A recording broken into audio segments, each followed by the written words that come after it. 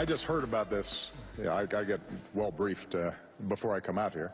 The fact that some advisor who never worked on our staff expressed an opinion that I completely disagree with in terms of the voters is no reflection on the actual process that was run. We had a year-long debate, Ed. I mean, go back and look at your stories. All right, ladies and gentlemen, joining us right now, Noah Rothman, Associate Editor for HotAir.com. And Noah, I love your piece at the site, Grubergate gets to Obama. No, I did not mislead Americans. You know, we played already in the first hour, that bite twice. We played Obama promising over and over, if you like your doctor, you could keep your doctor. I don't understand how saying that we had a debate means that the American people were told the truth. That doesn't see. He was asked if he lied. He said no because we had a debate. Doesn't seem to be consistent with the question. Yeah, no, he's taken to just throwing a lot of words out, which don't necessarily relate to the subject at hand, but hopefully to obfuscate and cloud his meaning. And the president himself had admitted to Chuck Todd in the fall of 2013 that quote, based on his assurances people got from me, unquote, that they believed that they would be able to keep their health insurance plan when that was clearly not true. So he admitted that he had at one point misled the American people in direct contradiction of his own statement that he never misled anybody. Yeah, no, absolutely. And you know, this nonsense that he didn't know Gruber, you know, I just found out about this. I mean, you know, Gruber made over $400,000. Gruber, and it's on Hot Air. I believe it's one of your other writers. Maybe you could fill me in. Has a story on the back and forth between the president and Gruber, as recounted by Gruber, as to basically how to disguise this and mislead the American people. Yeah, that was Guy Benson, and that was a fantastic catch. If nothing else, Jonathan Gruber is honest.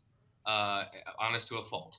You can reasonably expect at this stage that if he says he was in the room with the president when he was discussing ways in which they could massage this law in order to evade the CBO scoring or create conditions that would eliminate tax breaks for certain plans down the line, he's telling the truth because he's done nothing but be painfully honest to his own detriment.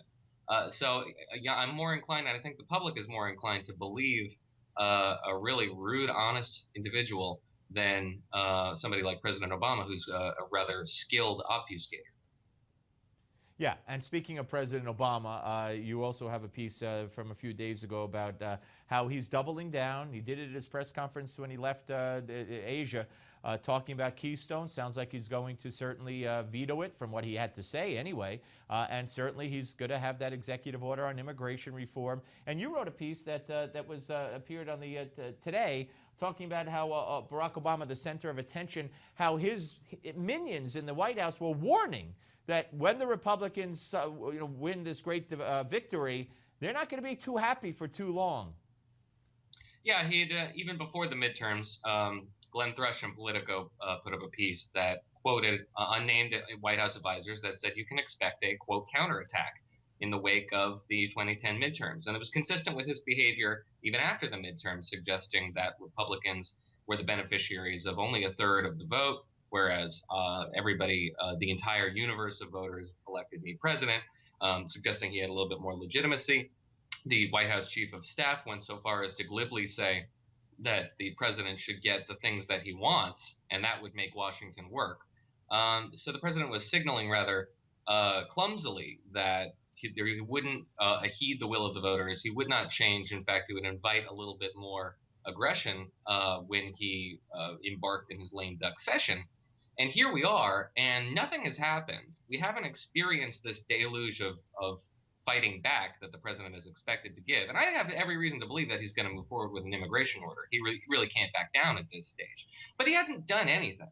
All we're at is this stage of perpetual anticipation spun into this air of near crisis and tension when there's just perfect stasis. Nothing has happened. We're not at any crisis constitutional point yet. But at the same time, the news cycle has become so whipped up into this frenzy over an anticipated action that the president is going to deliver. And I suspect that he's enjoying this quite a lot because it confers a lot of authority to the president that he was robbed of on November 4th. Yeah, and as you point out, and I think we might have discussed when he gave his press conference the day after the election, don't forget, he's president of, he heard the 2/3 of the people who didn't vote. The Republicans got elected by 1/3, but he's serving the 2/3 who didn't vote. It was the most bizarre thing I've heard a president ever say. Anyway, Noah will read that and all your columns and everybody else's at hotair.com. Thank you, sir. Thank you. Take care. All right, folks, up next, former Colorado Congressman Tom Tancredo will be here. He has a pack to stop Chris Christie. I like that.